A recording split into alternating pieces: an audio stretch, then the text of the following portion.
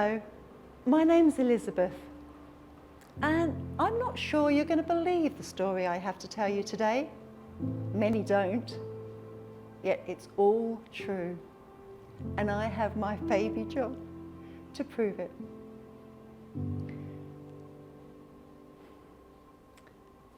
But I'm getting ahead of myself. If I'm going to tell you this story, I need to start at the beginning. My story starts when I was just a young girl. I always wanted to be a mama. I always wanted to have my own children. Whenever we'd go to friends or family, I would be the one volunteering to take care of the children. I just loved them. So when Zach and I got married, I thought, finally, it's my turn. And every month I would plan how I was going to tell him this wonderful news. And then nothing would happen. Month after month. I began to get quite disappointed. But Zach tried to console me, and he'd say things like, "Don't worry, it just takes time. Let's just enjoy practicing." I know he was just trying to make me feel better, but it didn't really help. I'd speak to other women, and they'd all say the same. "It just takes time, my dear." Well, it did take time. A lot of time. Month after month. Year after year, and still no baby. All my friends were having children around me, but my arms were empty. They'd announce that they were having their next child, and I would smile in congratulations, and I would hide my pain. I tried, look, I really did try to be happy for them and to fight my jealousy. But it was a real struggle sometimes.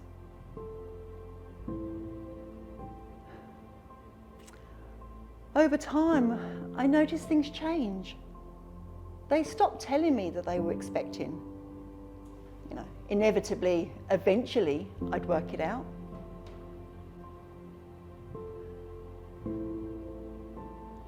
One of my friends managed to hide it from me for 8 months of her pregnancy.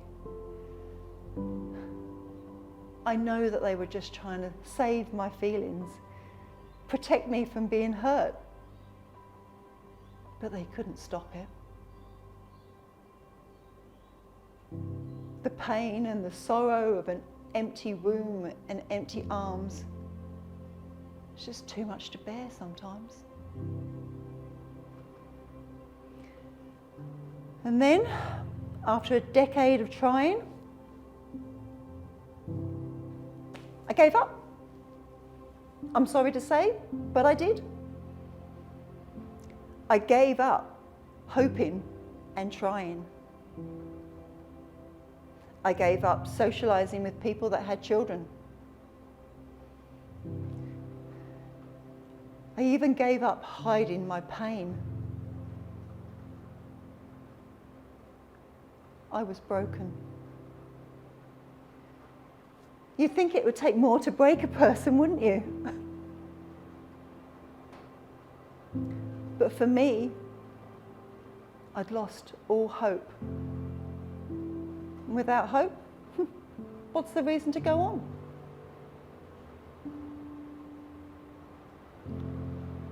I don't know if you've ever felt that way, but for me, it was a debilitating feeling. I drag myself out of bed in the morning. I go through the motions of the day, but everything just looked grey. It tasted like dust. It felt like winter And it was as if everybody else had joy and laughter except me. I guess you'd call that depression. I don't know. I just know I've felt that way for a long, long time.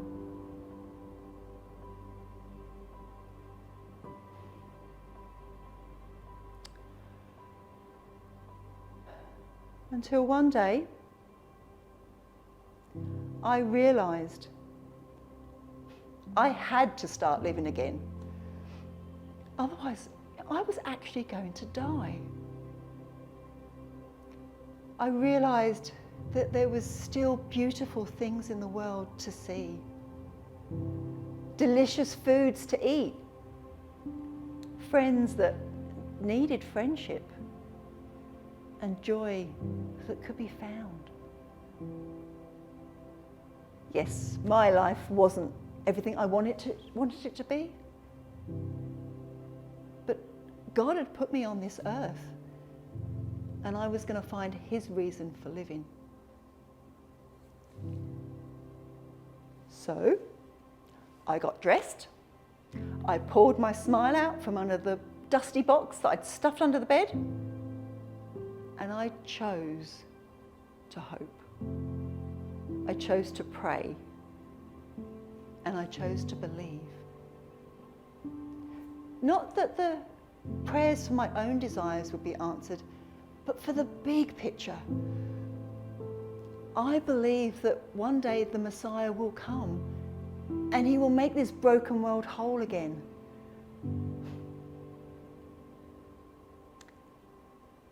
And I began to see life again. I saw people I could love. I saw laughter not as a threat, but as a sound of joy. And I began to hope that God was doing something in the world around me. And then it happened. Like, not straight away. It probably took another 20 years or so. But you know, it felt like it went just like that.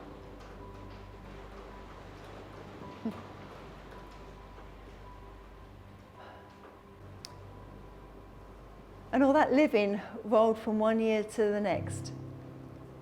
And eventually, life became full again and meaningful. I had nieces and nephews. I had great nieces and nephews. I had friends of all generations. And I had laughter and joy. And most of all, I had my Zach. And together we lived.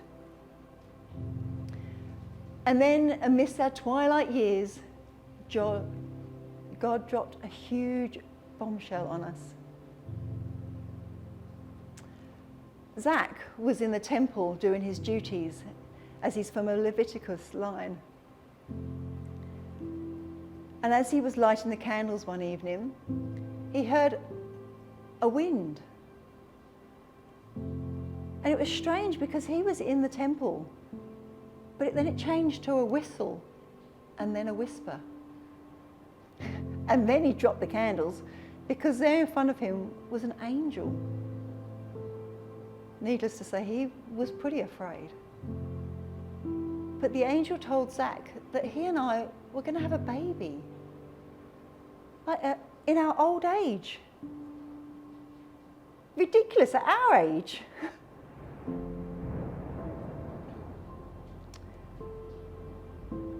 But here we are, 12 months later, and I've given birth to our baby John, just as God had promised.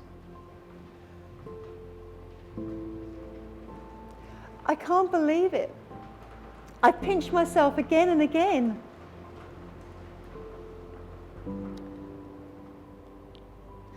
My arms are full, and God has chosen us to be the parents of the prophet John.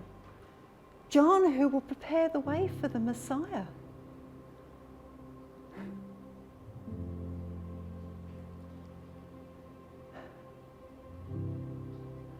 I nearly gave up. I nearly ended things early. I nearly let the bitterness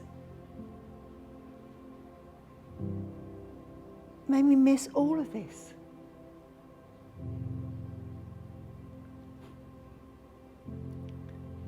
But I realized that my timing is not God's timing.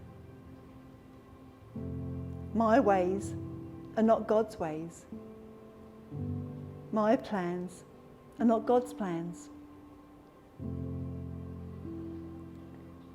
So I tell everybody now, don't give up on hope. Don't let the bitterness steal your hope. Don't think just because it hasn't happened yet and the way you want it to, that God hasn't got his own miracles planned for you.